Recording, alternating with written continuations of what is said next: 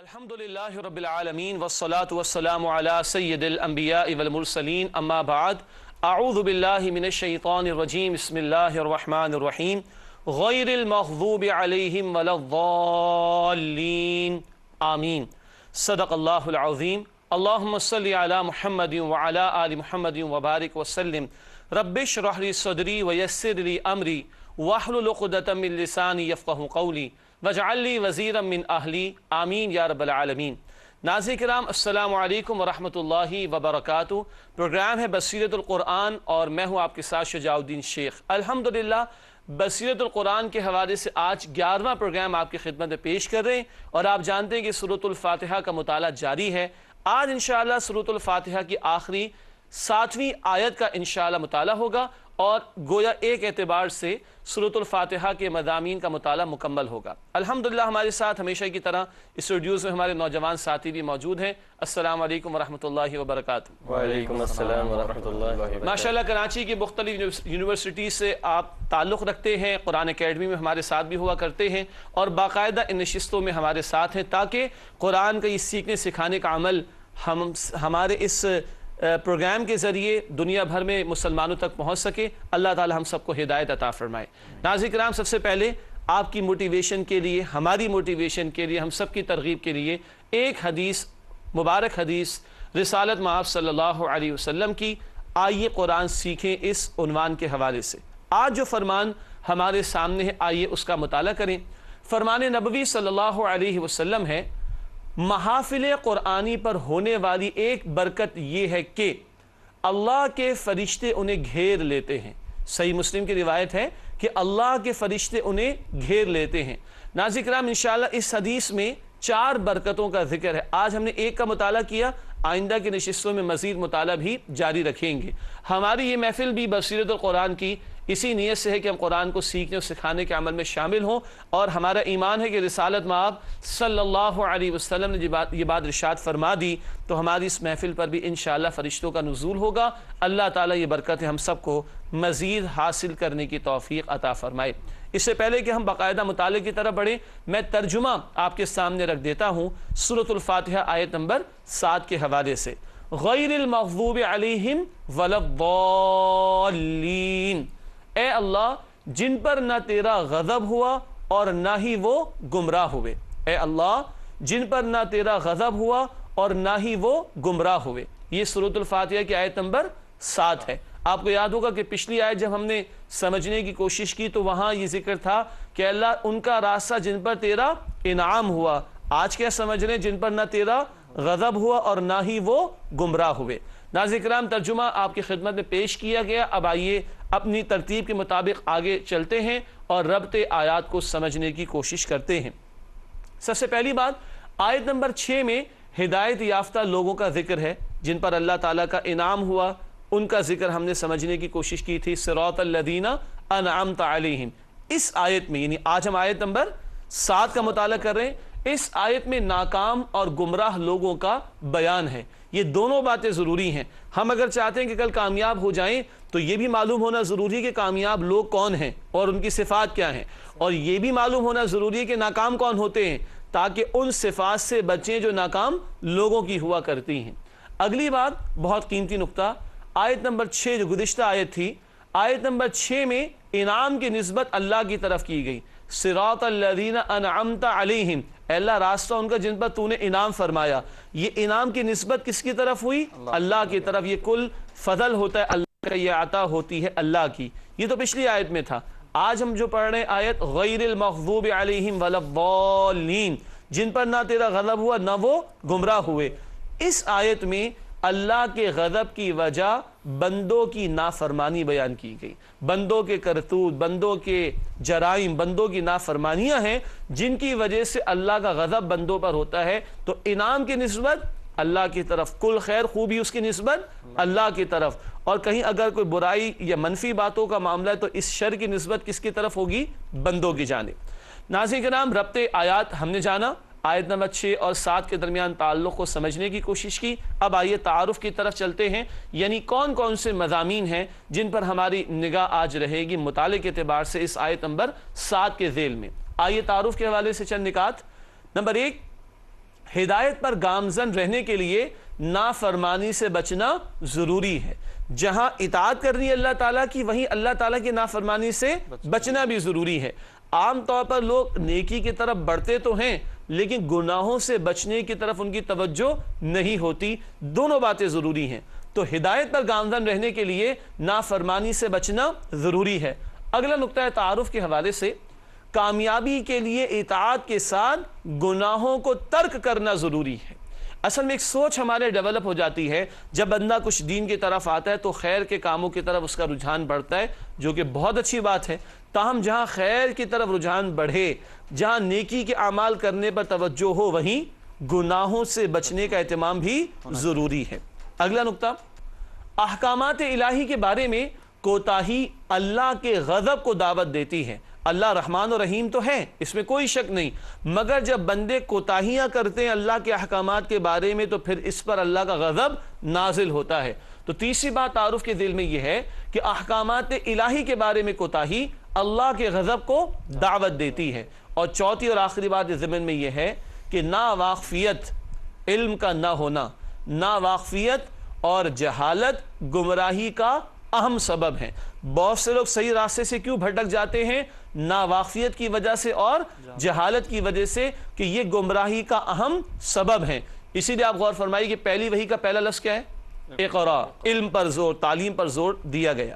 ناظرین کرام، تعارف کے حوالے سے چند باتیں آپ کی خدمت میں رکھی گئیں. اب آئیے اس آیت کے مطالعے کی طرف چلتے ہیں، اور سب سے پہلے ہم جاننے کی کوشش کرتے ہیں مغضوب علیہم کے حوالے سے. غیر المغضوب علیہم، جن پر اللہ تیرا غضب نہ ہوا، تو کن پر ہوا؟ مغضوب علیہم کون ہوتے؟ آئیے ان کو جاننے کی کوشش کریں. نمبر 1 اس میں بات لکھی ہے کہ وہ لوگ جنہوں نے جان بوجھ کر ایسے برے اعمال کیے کہ اللہ ان سے ناراض ہو گیا. تفصیلات تو آگے ہم صورتوں میں پڑھیں گے انشاءاللہ، یہود کے حوالے سے، نصارہ کے حوالے سے، ناکام لوگوں کے حوالے سے. مگر اصولی بات کیا بیان ہو رہی کہ مغضوب علیہم، اللہ کا غضب کن پر ہوا؟ وہ لوگ کہ جنہوں نے جان بوجھ کر ایسے برے اعمال کیے کہ اللہ ان سے ناراض ہو گیا. یہ بات بار بار ہمارے سامنے آ رہی ہے کہ اللہ کے غضب کی بنیادی وجہ لوگوں کی نافرمانیوں کی روش ہوا کرتی ہے. ناظرین کرام، خشکی تری میں آج بھی فساد برپا ہے. زمین پر مختلف قسم کے عذابوں کی کیفیات ہمیں دکھائی دیتی ہے. وجہ کیا ہوتی ہے؟ ہمارے اعمال، ہمارے گناہ، ہماری نافرمانیاں. ان کی وجہ سے اللہ رب العالمین کا غضب یا اللہ کا عذاب نازل ہوتا ہے. اللہ تعالی ہمیں گناہوں سے بچنے کی توفیق عطا فرمائے. دوسری بات مغضوب علیہم کے حوالے سے ہم سمجھیں گے وہ یہ ہے کہ وہ لوگ جو جان بوجھ کر نفسانی خواہشات کی بنا پر احکامات دین کی خلاف ورزی کرتے ہیں. کن پر اللہ کا غضب ہوتا ہے؟ جو نفس کے غلام اور بندے بن جائیں اور خواہشات نفسانی کی بنیاد پر وہ کیا کرتے ہیں؟ وہ دین کی خلاف ورزی کرتے ہیں. ناظرین کرام، اللہ ہمیں توفیق عطا فرمائے کہ ہم من چاہی زندگی بسر نہ کریں بلکہ رب چاہی زندگی بسر کریں. من چاہی نہیں بلکہ رب چاہی زندگی بسر کریں. اصل مسئلہ یہی ہے، اللہ کہتا ہے کہ تم میری مانو اور نفس کا تقاضا ہوتا ہے کہ تم میری مانو. ہمیں نفس کی خواہشات پر نہیں، اللہ رب العالمین کی رضا کے مطابق اس کے احکامات پر عمل کرنے کی کوشش کرنی ہے. اللہ تعالیٰ مجھے اور آپ کی اس کی توفیق عطا فرمائے. یہ دو باتیں ہم نے سمجھی مغضوبی علیہم کے حوالے سے. تیسری بات، وہ لوگ جو احکامات الہی میں تفریط یعنی کوتاہی کرتے ہیں. الفاظ سنیں گے نا، افراط اور تفریط. افراط کیا ہے؟ زیادتی کر رہا. تفریط کیا ہے؟ کمی کر دینا. تو مغضوب علیہم کی بات ہو رہی جن پر اللہ کا غضب ہوا. تیسری بات ہم سمجھ رہے ہیں وہ لوگ جو احکامات الہی میں تفریط یعنی کوتاہی کرتے ہیں. اور چوتھی بات یہاں لکھی گئی ہے، ان سے مراد یہود ہیں. ان سے مراد یہود ہیں. اب ہم بھی قرآن حکیم کی روشنی میں اور نبی اکرم صلی اللہ علیہ وسلم کی احادیث کی روشنی میں سمجھیں گے کہ مغضوب علیہم سے مراد یہود ہیں. تو یہ اگلا نقطہ بھی ہمارے سامنے آ گیا کہ احکامات الہی میں جو لوگ تفرید یعنی کوتاہی کرتے ہیں ان پر اللہ کا غضب ہوتا ہے. اور ان کی مثال کے اعتبار سے کوئی گروہ اگر ہم سامنے رکھیں تو کس کا گروہ ہے؟ وہ یہود کا گروہ ہے. آگے بڑھتے ہیں. قرآن کریم میں ارشاد ہے، اللہ سبحانہ و تعالیٰ فرماتے ہیں آیت نمبر 61 میں، سورۃ البقرہ آیت نمبر 61 میں اللہ تعالیٰ فرما رہے ہیں وَضُرِبَتْ عَلَيْهِمُ الذِّلَّةُ وَالْمَسْكَنَةُ وَبَاءُوا بِغَضَبٍ مِّنَ اللَّهِ. اور ان یہود پر ذلت اور محتاجی مسلط ہو گئی اور وہ اللہ کے غضب میں آ گئے۔ خود اللہ تعالیٰ فرما رہے ہیں کہ ان پر اللہ کا غضب ہوا اور ان پر ذلت اور محتاجی تھوپ دی گئی اور اللہ کے غضب میں یہ لوگ گرفتار ہوئے۔ تو یہ ہے سورۃ البقرہ آیت نمبر 61 جہاں یہود پر اللہ کی طرف سے غضب کیے جانے کا ذکر آیا اور ذلیل اور محتاج کر دیے جانے کا تذکرہ اللہ نے خود فرما دیا۔ اسی طرح نبی کریم صلی اللہ علیہ وسلم کا مبارک ارشاد ہے، آپ صلی اللہ علیہ وسلم نے فرمایا یہود پر اللہ کا غضب ہے۔ یہ ایک طویل حدیث ہے جس کا ایک حصہ ہے جامع ترمذی میں کہ یہود پر اللہ کا غضب ہے۔ ناظرین کرام، گزر نہیں جانا چاہیے کہ یہود کا ذکر ہے، بات کریں گے آگے انشاءاللہ تعالی، اور ہو سکتا ہے آپ کے ذہن میں کوئی سوالات بھی ہوں، بس اتنا میں نے اشارہ کر دیا، گزر نہیں جانا چاہیے۔ کیا کچھ ان کے ساتھ ہوا یہ تو ہم آگے پڑھیں گے انشاءاللہ، کہ یہود کے جرائم کی تفصیلات کا بیان سورۃ البقرہ میں ہے اور صورتوں میں بھی ہے، مگر کیونکہ سورۃ الفاتحہ کے فوراً بعد ہم انشاءاللہ سورۃ البقرہ کا مطالعہ کریں گے تو وہاں ان کی تفصیلات زیادہ ہیں جو قرآن حکیم میں اللہ سبحانہ وتعالی نے ان کے جرائم کے حوالے سے ہمیں بیان فرمائی ہیں۔ اور کیوں بیان فرمائی؟ تاکہ ہم عبرت حاصل کرنے کی کوشش کریں۔ یہ کچھ ذکر ہمارے سامنے آ گیا یہود کے حوالے سے۔ غیر المغضوب علیہم، اے اللہ جن پر نہ تیرا غضب ہوا۔ غضب کن پر ہوا؟ یہود پر ہوا۔ کون لوگ؟ جو تفرید کر دیں، اللہ کے احکامات کے بارے میں کمی کا معاملہ کر دیں، جو نفسانی خواہشات کی پیروی کر کے اللہ رب العالمین کے احکامات کی خلاف ورزی کریں، اور انہی پر اللہ کا غضب ہوا۔ قرآن نے بتایا سورۃ البقرہ آیت نمبر 61 میں پتہ چلا، اور انہی کو اللہ کے رسول علیہ الصلوۃ نے فرمایا کہ ان پر اللہ کا غضب ہے۔ تاہم یہود کے بارے میں تفصیلات کہاں پڑھیں گے؟ سورۃ البقرہ میں انشاءاللہ تعالی۔ اس کے بعد جو لفظ ہے وہ ہے وَلَضَّالِّينَ، نہ ان کا راستہ اللہ جو گمراہ ہو گئے۔ یہ ضالین کون ہے؟ آئیے ان کو جاننے کی کوشش کرتے ہیں۔ ضالین، سب سے پہلی بات، وہ لوگ جو جہالت یا ناواقفیت کی وجہ سے گمراہ ہو جائیں۔ جہالت کم علمی کو کہا جاتا ہے، ناواقفیت لا علمی کو کہا جاتا ہے۔ جہالت کم علمی کو کہا جائے گا، ناواقفیت لا علمی کو کہا جائے گا۔ تو ضالین گمراہ کون ہے؟ وہ لوگ جو جہالت یا ناواقفیت کی وجہ سے گمراہ ہو جائیں۔ ایک اور پہلو ان کے بیان میں، وہ لوگ جو دین کی مقرر کردہ حدود سے نکل جائیں۔ وہ لوگ جو دین کی مقرر کردہ حدود سے نکل جائیں انہیں کیا کہا جائے گا؟ گمراہ کہا جائے گا۔ اسی طرح وہ لوگ جو افراط یعنی غلو میں مبتلا ہو جائیں۔ افراط کہتے ہیں زیادتی کو۔ یہود کے بارے میں کیا سمجھا تھا؟ تفرید کے معنی کیا ہے؟ کمی کرنا، احکامات میں کمی کرنا پیروی کرنے کے اعتبار سے۔ ان کا معاملہ کیا ہوا؟ افراط کا، یعنی غلو کرنا۔ غلو کا مطلب ہوتا ہے زیادتی کرنا، حد کو کراس کر جانا، لمٹ کو کراس کر جانا۔ تو وہ لوگ گمراہ ہیں جو افراط یعنی غلو میں مبتلا ہو جائیں۔ ان سے مراد نصارہ ہیں۔ مغضوب علیہم سے مراد کون تھے؟ یہود۔ ان سے مراد نصارہ ہیں۔ نصارہ نے محبت میں غلو کرتے ہوئے حضرت عیسیٰ علیہ السلام کو اللہ کا بیٹا قرار دے دیا۔ بدترین شرک کیا ان لوگوں نے، بدترین شرک کیا اور محبت میں زیادہ آگے بڑھ گئے۔ غلو اسی کو کہتے ہیں زیادتی کر جانا، حد کو پامال کر جانا، لمٹ کو کراس کر جانا۔ تو نصارہ نے محبت میں غلو کرتے ہوئے حضرت عیسیٰ علیہ السلام کو اللہ کا بیٹا قرار دے دیا۔ خود قرآن میں اللہ تعالیٰ ذکر فرماتے ہیں، سورہ توبہ آیت نمبر 30 میں ارشاد ہے، سورہ توبہ آیت نمبر 30 میں ارشاد ہے وَقَالَتِ النَّصَارَى الْمَسِيحُ ابْنُ اللَّهِ، اور نصارہ کہتے ہیں کہ مسیح اللہ کا بیٹا ہے۔ معاذ اللہ ثم معاذ اللہ۔ یہ ہے تصور کس کا؟ نصارہ کا، کہ انہوں نے عیسیٰ علیہ السلام کو اللہ کا بیٹا قرار دے دیا۔ ناظرین کرام، یہ غلو کا معاملہ نصارہ نے اختیار کیا، مگر ان کے اس غلو پر مزید بیان آپ کے سامنے رکھیں گے۔ اور آج ہم سورۃ الفاتحہ کی آیت نمبر 7 کا مطالعہ کر رہے ہیں۔ مغضوب علیہم پر ہماری گفتگو ہوئی، یہود کے ضمن میں کچھ گزارشات اور کچھ باتیں آپ کے سامنے رکھی گئیں۔ اب ضالین کے حوالے سے گفتگو جاری ہے۔ ضالین وہ لوگ جو جہالت یا ناواقفیت کی وجہ سے گمراہ ہو جائیں، وہ لوگ جو دین کی مقرر کردہ حدود سے نکل جائیں، وہ لوگ جو افراط یعنی غلو میں مبتلا ہو جائیں۔ یہود کا معاملہ تفرید کا تھا، اللہ کے احکامات کی پیروی میں کمی کرنا۔ نصارہ کا معاملہ افراط کا ہو گیا اور غلو کا ہو گیا، زیادتی کا ہو گیا۔ ان کے غلو کا بیان یہ ہمارے سامنے آیا کہ عیسیٰ علیہ السلام کی محبت میں اتنے آگے بڑھ گئے کہ انہیں اللہ کا بیٹا قرار دے دیا۔ یہ شرک ہے، اللہ کا بیٹا قرار دینا، اللہ ہی جیسا قرار دے دینا، معاذ اللہ، یہ شرک ہے۔ یہ ہے عقیدے کا غلو، عقیدے میں افراط، عقیدے میں ایکسیسو ہو جانا، باؤنڈریز کو کراس کر دینا، یہ نصارہ یعنی عیسائیوں کے روش کا بیان آیا۔ آئیے اپنے مطالعے کو اور آگے بڑھانے کی کوشش کرتے ہیں۔ نصارہ نے عمل کے بارے میں غلو کرتے ہوئے رہبانیت کی روش اختیار کر لی۔ عقیدے میں غلو کیا کیا؟ عیسیٰ علیہ السلام کی محبت میں اتنا آگے کہ اللہ کا بیٹا قرار دے دیا، اور آپ کے ذہن میں بات آ رہی ہوگی دیگر مقامات پر 3 خداؤں میں سے ایک خدا قرار دے دیا۔ ٹرینٹی کا عقیدہ جسے کہا جاتا ہے انگلش میں ثالث ثلاثہ، 3 خداؤں میں سے خدا قرار دے دیا، یہ بھی عقیدے کا غلو تھا۔ اب ہم بات کر رہے ہیں عمل میں غلو کے حوالے سے۔ تو نصارہ نے عمل کے بارے میں غلو کرتے ہوئے رہبانیت کی روش اختیار کر لی۔ اللہ تعالیٰ نے قرآن حکیم میں ارشاد فرمایا ہے سورۃ الحدید آیت نمبر 27 میں، سورۃ الحدید آیت نمبر 27 میں ارشاد ہوا وَرَحْبَانِيَّةً ابْتَدَعُوهَا مَا كَتَبْنَاهَا عَلَيْهِمْ، اور رہبانیت کی بدعت یعنی نئی بات، دین میں اضافہ، اور رہبانیت کی بدعت انہوں نے خود شروع کی، ہم نے اسے ان پر لازم نہیں کیا تھا۔ کیا ہوتی ہے رہبانیت؟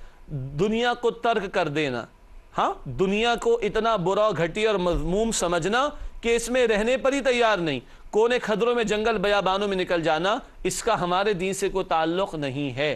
اللہ کے نبی صلی اللہ علیہ وسلم نے فرمایا لا رہبانیت فی الاسلام، اسلام میں کوئی رہبانیت نہیں ہے۔ زندگی کے عین منجدھار میں رہ کر، بندوں کے درمیان رہ کر حقوق اللہ بھی اور حقوق العباد بھی ادا کرنے ہیں۔ تو اسلام میں اس طرح کی روش کی کوئی گنجائش نہیں کہ گھر بار کو چھوڑ کر کونے خدروں میں جا کر کوئی بیٹھ جائے، جنگل بیابانوں میں جا کر بیٹھ جائے۔ یہ غلطی ان نصارہ نے کی، اور سورۃ الحدید آیت نمبر 27 کا ذکر آ گیا کہ اللہ تعالیٰ نے ان پر رہبانیت کو لازم نہیں کیا تھا، بلکہ خود ان لوگوں نے رہبانیت کی روش اور رسم اختیار کر لی تھی۔ یہ کیا تھا؟ یہ ان کا عمل میں غلو کا معاملہ تھا، عمل میں زیادتی اور افراد کا معاملہ تھا۔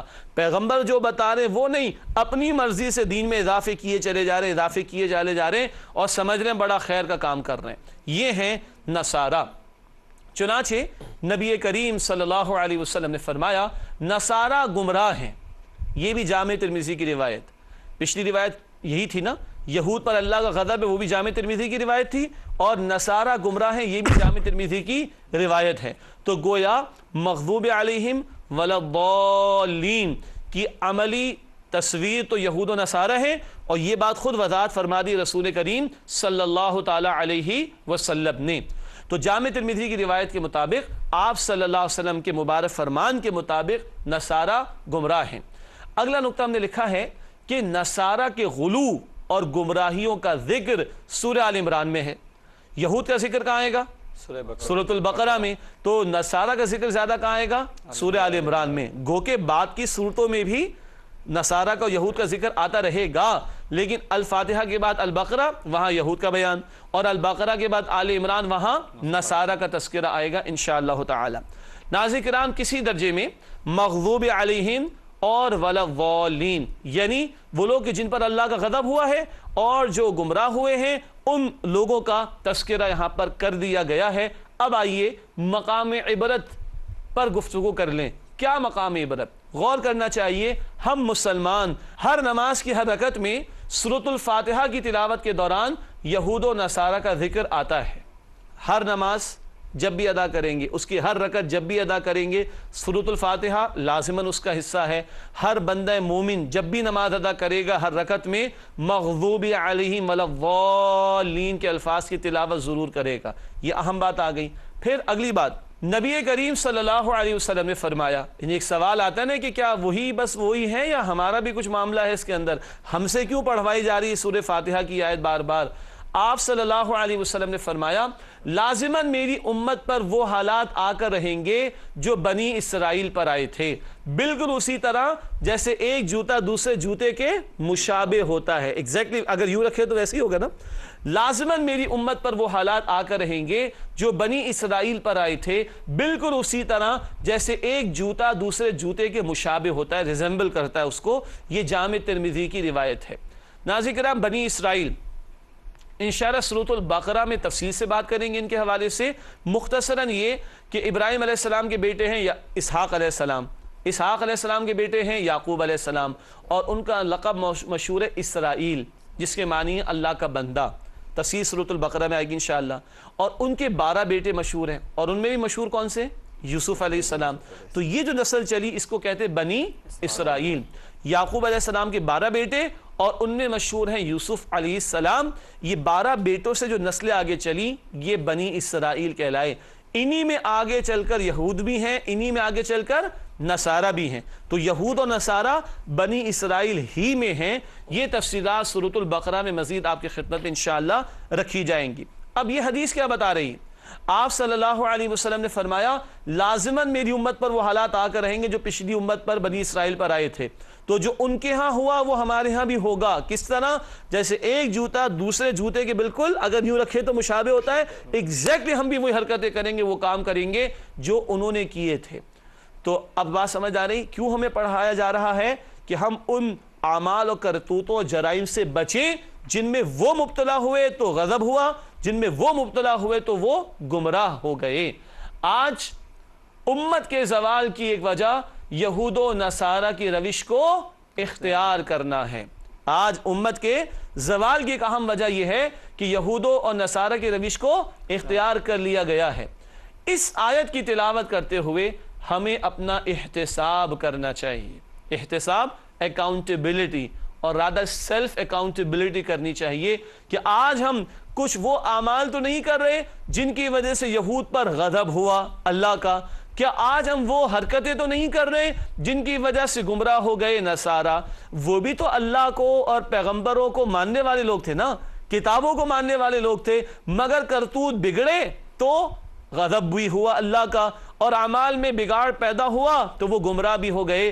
تو ہمیں جب یہ سورہ فاتحہ کی تلاوت کا موقع ملتا ہے تو ہمیں اپنا احتساب, اپنی اکاؤنٹیبلٹی بھی کرنی چاہیے.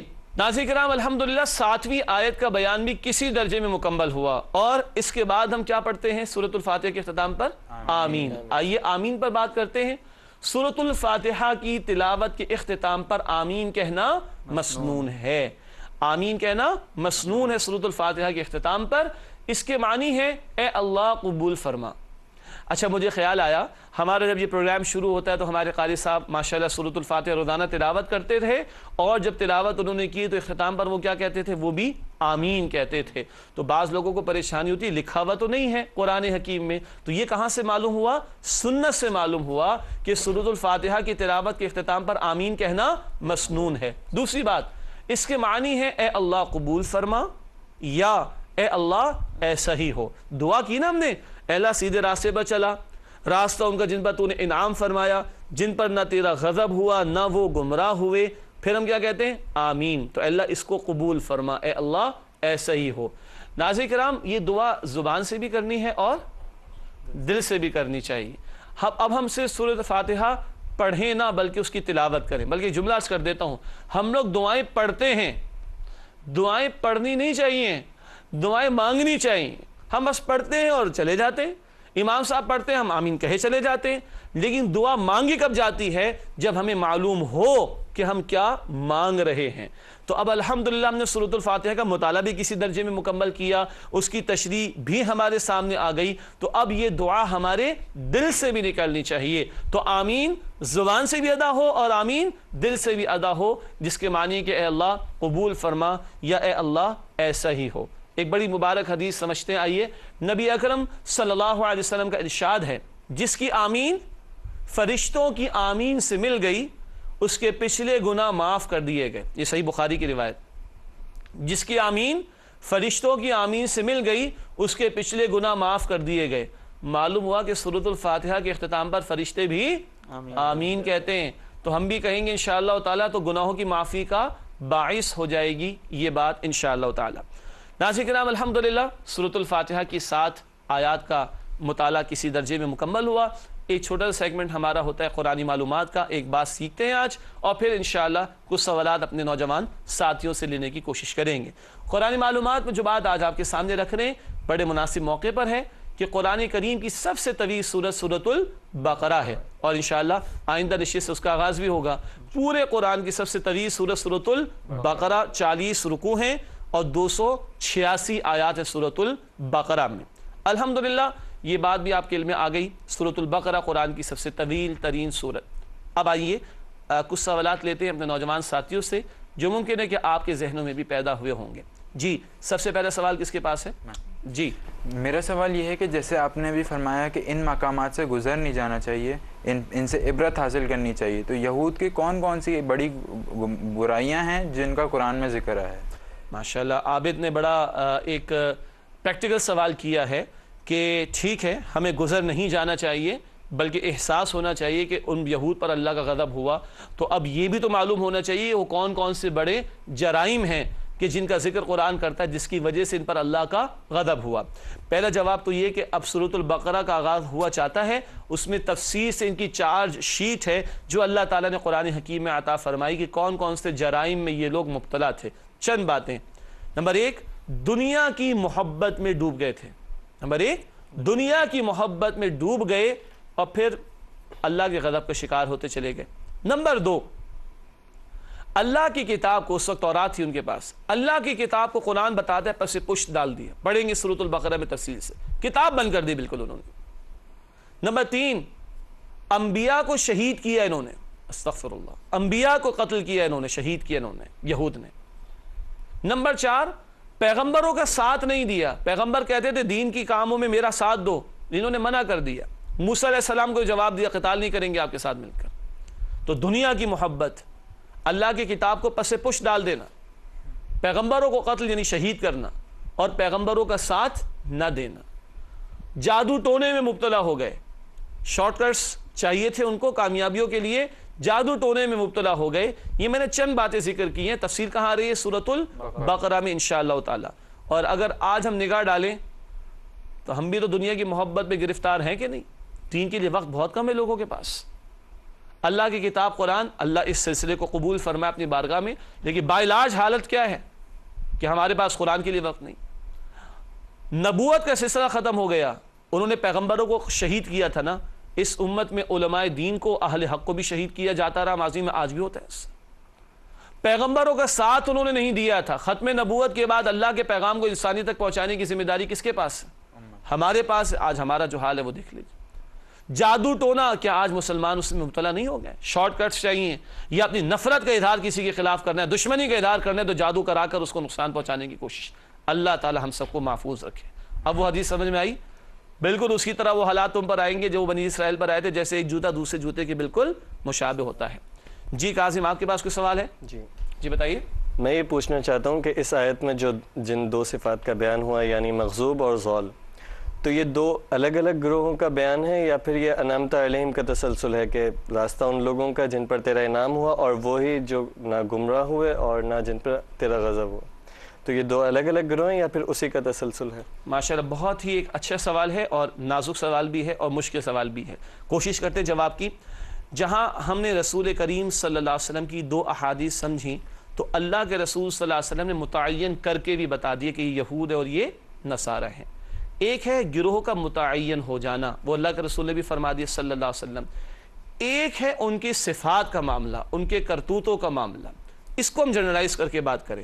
چنانچہ جب ہم یہ دعا کرتے ہیں کہ اے اللہ ان کا راستہ جن پر تو نے انعام فرمایا، جن پر نہ تیرا غضب ہوا نہ وہ گمراہ ہوئے، یہ ایک ہی بات ہے کہ اللہ تو ہمیں انعام یافتہ لوگوں میں شامل بھی فرما دے اور ان لوگوں سے محفوظ فرما دے جن پر غضب ہوا، جو گمراہ ہو گئے۔ تو نتیجہ کیا نکلے گا؟ یہ کامیاب گروہ کا بیان ہے کہ جو اللہ کے انعام یافتہ بھی ہیں اور جو اللہ کے غضب سے بھی بچ گئے ہیں اور جو گمراہ ہونے سے بھی بچا لیے گئے ہیں۔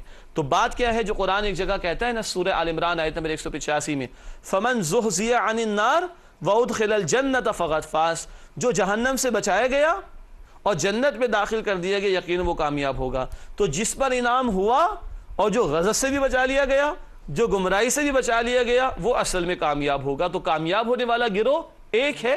صفات کے اعتبار سے ہم صفات کو علیحدہ علیحدہ بیان بھی کر سکتے ہیں اور ان صفات کے حوالے سے کچھ گروہ کا تعین بھی کیا جا سکتا ہے۔ جی آپ کے پاس ڈاکٹر صاحب کے سوال ہے؟ جی میرا سوال یہ ہے کہ ذہن میں خیال آتا ہے جب ہم اس کو پڑھتے ہیں کہ غیر المغضوب علیہم ولا الضالین، تو یہ تو یہود و نصارہ کا بیان ہے، تو مسلمانوں سے یہ کسی درجے میں غیر متعلق بات لگتی ہے، تو اس پر آپ کیا فرمائیں گے؟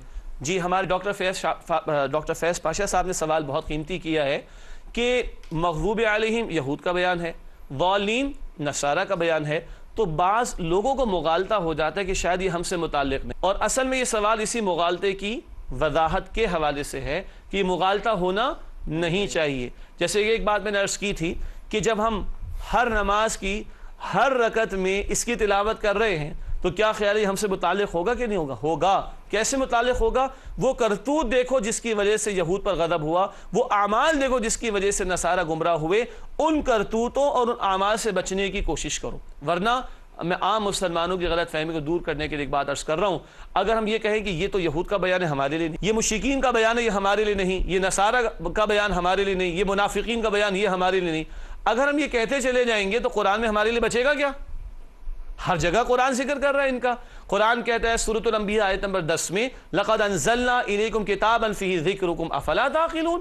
یقیناً ہم نے تمہاری طرف ایک کتاب نازل کی، قرآن تمہیں عطا کیا جس میں تمہارا اپنا ذکر موجود ہے. تو یہ یقیناً ہم سے متعلق ہے اس معنی میں کہ ان کرتوتوں اور جرائم اور اعمال سے بچیں جن میں وہ مبتلا ہوئے تو اللہ کا غضب ان پر ہوا اور وہ گمراہ کر دیے گئے. ناظرین کرام، سوالات امید ہے آپ کے سامنے ان کے جوابات واضح ہوئے، اور عین ممکن ہے کہ آپ کے ذہن میں بھی اس نوعیت کے سوالات ہوں جو ہمارے نوجوان ساتھیوں کی طرف سے ہمارے سامنے آئے. آئیے اپنے پروگرام کے آخری حصے میں جو چند سیگمنٹس ہم آپ کے سامنے رکھتے ہیں راؤنڈ اپ کے اعتبار سے، اپنے جائزے کے اعتبار سے، اس پر توجہ کریں. حاصل مطالعہ، آج ہم نے سورۃ الفاتحہ کی آیت نمبر 7 کا مطالعہ کیا. پہلی بات جو سامنے آئی وہ یہ کہ ہدایت پر استقامت کے لیے گناہوں سے بچنا بھی ضروری ہے. جہاں سیدھے راستے پر چلنا ہے وہاں گناہوں سے بچنے کا اہتمام بھی کرنا ضروری ہے. نمبر 2، اللہ کے احکامات کی خلاف ورزی اللہ کے غضب کا ذریعہ بنتی ہے. غضب کیوں نازل ہوتا ہے اللہ کا؟ اعمال کی وجہ سے جن میں بگاڑ پیدا ہو جائے. تو جب اللہ کے احکامات کی خلاف ورزی ہوتی ہے تو اللہ کا غضب پھر نازل ہوتا ہے. اللہ تعالیٰ اپنے احکامات کی نافرمانی سے ہمیں بچنے کی توفیق عطا فرمائے. حاصل مطالعہ کے ضمن میں تیسری بات، علم دین سے دوری گمراہی کی بہت بڑی وجہ ہے. نصارہ کا معاملہ کیا ہوا؟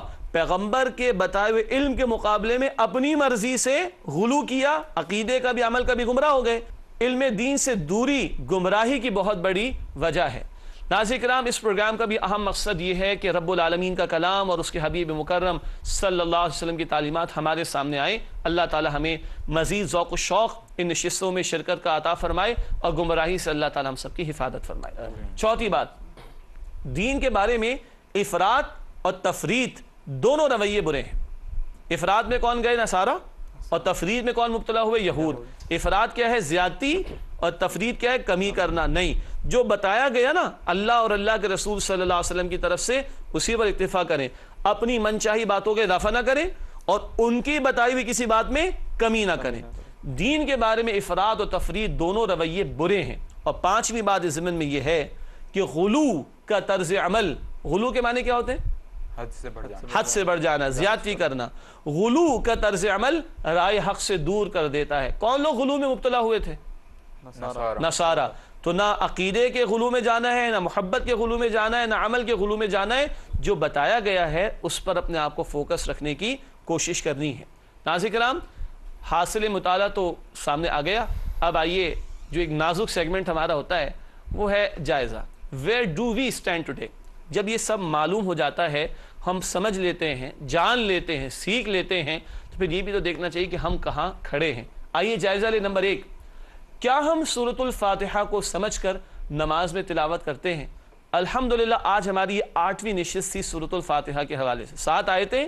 پہلی نشست سورۃ الفاتحہ کے حوالے سے وہ تعارفی نوعیت کی تھی. ہر دن ایک ایک پروگرام میں ایک ایک آیت پر گفتگو رہی. امید اب تو ترجمہ یاد ہو چکا ہوگا الحمدللہ. کیا ہم سورۃ الفاتحہ کو سمجھ کر نماز میں تلاوت کرتے ہیں؟ نمبر 2، کیا ہم سورۃ الفاتحہ کے تقاضوں پر عمل کی کوشش کرتے ہیں؟ اللہ کا شکر ادا کرنا، اللہ کی رحمت سے امید رکھنا، ہاں آخرت کا خوف رکھنا، اللہ کی عبادت کرنا، اللہ ہی سے مدد مانگنا، محتاج سمجھ کر اپنے آپ کو اللہ سے ہدایت کی دعا کرنا، انعام یافتہ لوگوں میں شامل ہونے کی کوشش کرنا، مغضوب علیہم ولا الضالین سے بچنے کی کوشش کرنا. کیا ہم سورۃ الفاتحہ کے تقاضوں پر عمل کرنے کی کوشش کرتے ہیں؟ اللہ ہمیں توفیق عطا فرمائے. تیسری بات، کیا ہم گناہوں سے بچنے کا شعوری طور پر اہتمام کرتے ہیں؟ اللہ ہمیں معاف کرے، آج تو ہم گناہ ہضم کر کے بیٹھے ہوئے ہیں. سود کا دھندا ہو، رشوت خوری کا دھندا ہو، بے حیائی کو پھیلا کر مارکیٹنگ کی جاتی ہو، 2 نمبر کا 1 نمبر کا بتا کر. معاف کیجئے گا، ہم سب کو پتہ یہ غلط ہے. اب بتائیے بچنے کی کوشش کر رہے ہیں کہ نہیں کر رہے؟ پتہ ہو گیا اور عمل نہ ہو تو یہ زیادہ بڑا جرم ہے. Although ignorance of law is no excuse. علم کا نہ ہونا یہ کوئی ویلڈ ایکسکیوز نہیں ہے، بہانہ نہیں چلے گا، مگر معلوم ہونے کے بعد یہ جرائم بھی جاری رہیں، اللہ تعالی ہم سب کو محفوظ رکھے۔ کیا ہم گناہوں سے بچنے کا شعوری طور پر اہتمام کرتے ہیں؟ چوتھا سوال، کیا ہم حصول علم دین کے فریضے کی ادائیگی کے لیے وقت صرف کرتے ہیں؟ بھئی دین کا علم حاصل کرنا بھی تو فرض ہے، ضروری ہے کہ نہیں؟ اور نصارہ کی گمراہی کے ضمن میں ہم نے سمجھا کہ ناواقفیت اور جہالت کی وجہ سے انسان گمراہی کا شکار ہوتا ہے، تو دین کا علم باقاعدہ حاصل کرنا ہمارا فرض ہے تاکہ ہمیں معلوم ہو کہ رائے ہدایت کیا ہے اور پھر اس کے تقاضوں پر ہم عمل کر سکیں۔ پانچواں اور آخری سوال جائزے کے حوالے سے، کیا ہم خواہشات نفس کے بجائے قرآن و سنت کی پیروی کی کوشش کرتے ہیں؟ یہ بہت بڑا اور اہم سوال ہے۔ ناظرین کرام، بدلتے حالات میں خوشی غمی بھی آتی ہے اور معاملات بھی آتے ہیں۔ آپ کی میری نگاہ اللہ اور اس کے رسول کے کہے ہوئے آپ کی اور میری نگاہ کیا اللہ اور اس کے رسول کی بتائی ہوئی باتوں پر ہوتی ہے، یا دل یہ چاہ رہا ہے، من تو یہ چاہتا ہے، خواہش تو میری یہ ہے؟ سوچنا چاہیے ہم اللہ اور اللہ کے رسول علیہ السلام کی مرضی کے تابع ہونے کی کوشش کرتے ہیں یا اپنے نفس کے غلام بننے کی کوشش کرتے ہیں۔ اللہ دوسری بات سے بچائے اور پہلی بات پر عمل کرنے کی توفیق عطا فرمائے۔ الحمدللہ جائزے کا بیان بھی مکمل ہوا۔ اب آخری سیگمنٹس ہمارے سامنے، گزشتہ سوال کا جواب۔ پچھلے پروگرام میں ہم نے سوال رکھا تھا آپ کے سامنے، کن دو صورتوں کو معوذتین کہا جاتا ہے؟ کیا لفظ ہے یہ؟ معوذتین، بولیے۔ معوذتین، جی، کن دو صورتوں کو معوذتین کہا جاتا ہے؟ درست جواب ہے سورۃ الفلق اور سورۃ الناس۔ بہت قیمتی صورتیں ہیں، اور معوذتین دو پناہ دینے والیاں۔ کیا مطلب؟ ہم پڑھتے ہیں قل اعوذ برب الفلق، قل اعوذ برب الناس، اعوذ اللہ کی پناہ میں آنے کی کوشش کرتے ہیں۔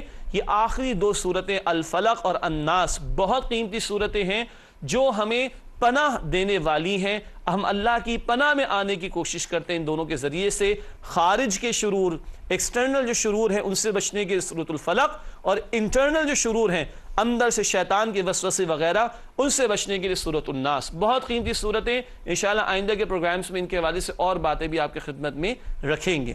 ناظرین کرام، آج کا سوال آپ کے سامنے رکھتے ہیں، آئیے دیکھتے ہیں وہ کیا ہے۔ آج کا سوال یہ ہے کہ حدیث مبارکہ میں جمعۃ المبارک کے دن کس سورت کی تلاوت کی تلقین کی گئی ہے؟ حدیث مبارکہ میں جمعۃ المبارک کے دن کس سورت کی تلاوت کی تلقین کی گئی ہے؟ اگلے پروگرام میں اس کا جواب بھی پیش کریں گے۔ تاہم اللہ کا شکر ادا کرتے ہیں کہ 8 نشستوں میں کسی درجے میں اسی کے فضل و کرم سے، اسی کا فضل اور کرم ساتھ رہا کہ ہم نے سورۃ الفاتحہ کا مطالعہ مکمل کیا، تقاضے بھی سامنے آ گئے، ترجمہ بھی ہمارے سامنے آیا، تشریح بھی ہمارے سامنے آئی۔ اگلے پروگرام سے انشاءاللہ تعالی قرآن کی سب سے طویل سورۃ البقرہ کا مطالعہ شروع کریں گے، اور اگلے پروگرام میں پہلی 5 آیات پر گفتگو ہوگی۔ انشاءاللہ آپ سے ملاقات رہتی ہے۔ وآخر دعوانا ان الحمد للہ رب العالمین، والسلام علیکم ورحمۃ اللہ وبرکاتہ۔